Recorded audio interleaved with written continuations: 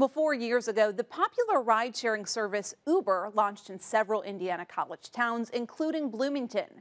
At the time, some local taxi companies worried the sharing economy could put them out of business. As Miranda Fulmore reports, some of those fears came true.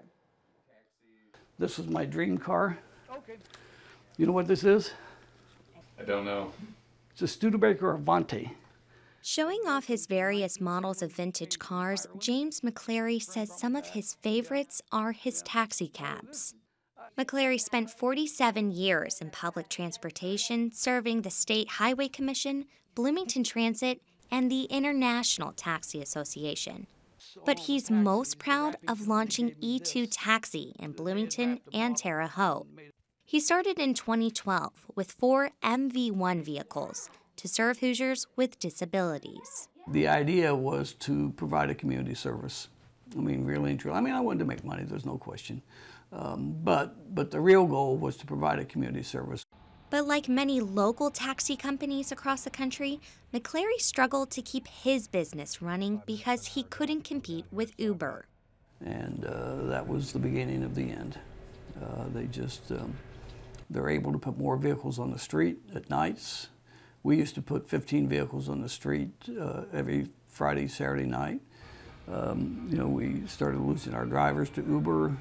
McClary says he sent a letter to former Bloomington Mayor Mark Cruzan asking to reject the Uber proposal, but current Mayor John Hamilton says Cruzan made the right decision. The economy changes really fast. We want to be on the front side of that, not the back side of that. So Uber is disruptive. Lyft is disruptive, but they're disruptive because they're, in my view, meeting some needs that are out there.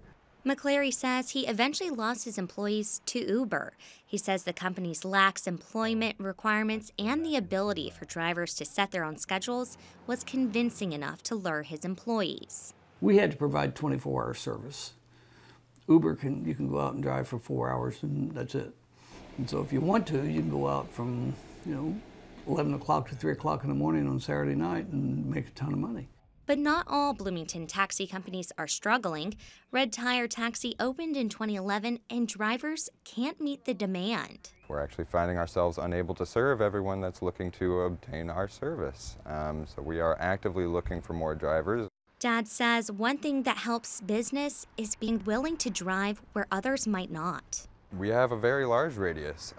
We actually serve all of Indiana when requested. And that does happen from time to time, and we've even been known to go to O'Hare Airport in Chicago. But McClary says he thinks ride-sharing services could face tough competition in the future. I really believe firmly that the autonomous car is going to be one of our salvations.